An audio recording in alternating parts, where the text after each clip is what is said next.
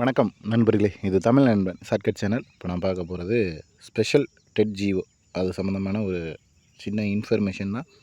So இந்த special dead யாருக்கு என்ன அப்படின்றத வந்துட்டு பார்த்துருவோம். பள்ளி கல்வி அனைவருக்கும் கட்டாய கல்வி உரிமை சட்டம் 2009 புதுடெல்லி மாண்புமிகு உச்சநீதிமன்றத்தில் தொடரப்பட்ட சிறப்பு அனுமதி வழக்கில் எஸ்எல்பி தீர்ப்பாணை பெறப்பட்டது. பணியில் உள்ள இடைநிலை ஆசிரியர் மற்றும் பட்டதாரி ஆசிரியர்களுக்கு ஆசிரியர் தகுதி தேர்வு கட்டாயமாக்கப்பட்டது. சிறப்பு ஆசிரியர் தகுதி தேர்வு நடத்துதல் ஆணை வெளியிடப்படுகிறது அப்படின்னு சொல்லிட்டு இதனுடைய சுருக்கம் அப்படின்றது கொடுத்துருக்காங்க. ஸோ உங்களுக்கு இதிலேயே அந்த சந்தேகம் அப்படின்றது தீர்ந்துடும். பணியில் இருக்கிற ஆசிரியர்களுக்கான தகுதி தேர்வு இடைநிலை மற்றும் பட்டதாரி ஆசிரியர்களுக்கு நாள் 13/10/2025 அப்போ வந்திருக்கு. அடுத்து வந்துட்டு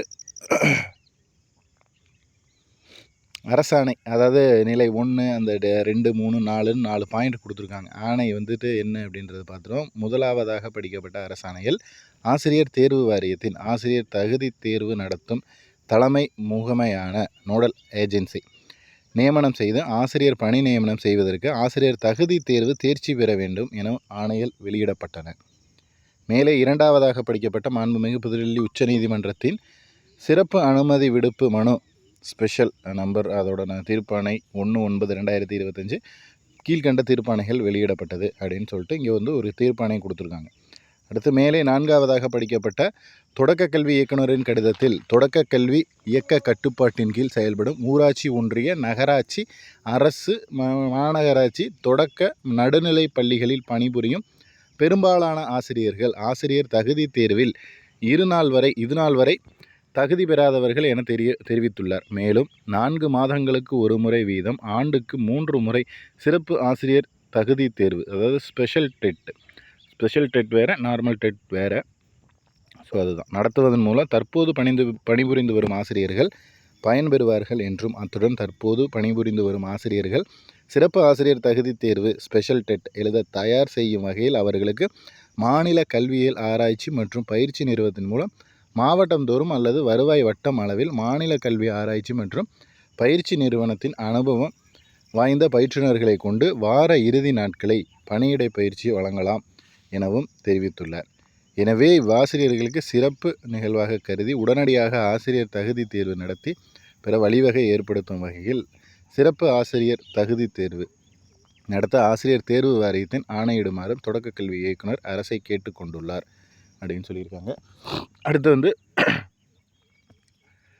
பள்ளி கல்வி மற்றும் தொடக்க கல்வி இயக்குனரின் கருத்துக்களை பரிசீலனை செய்து அவற்றை ஏற்று தற்போது பணிபுரிந்து வரும் ஆசிரியர்களுக்காக மட்டும் முறைப்படியாக ஆசிரியர் தகுதி தேர்வுகளுடன் 2026ஆம் ஆண்டு ஜனவரி 26, ஜூலை 26, டிசம்பர் 26 ஸோ இந்த மாதங்களில் தேர்வு நடைபெறும்.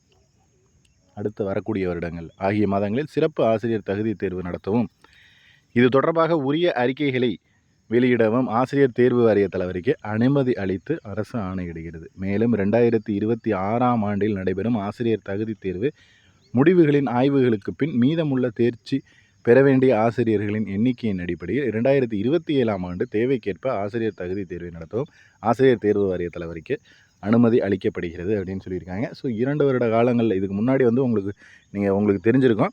அந்த 2 வருட காலங்களில் நீங்கள் அதை முடிச்சிருக்கணும் ஆசிரியர் தகுதி தேர்வு அப்படின்னு முன்னாடி ஜியோ பாஸ் பண்ணியிருந்தாங்க. ஸோ அதை நிறைவேற்றும் வகையில் தான் இப்போ உங்களுக்கு 2026ஆவது வருஷத்தில் 3 முறை தேர்வு நடைபெறும். ஜனவரி, ஜூலை, டிசம்பரில்.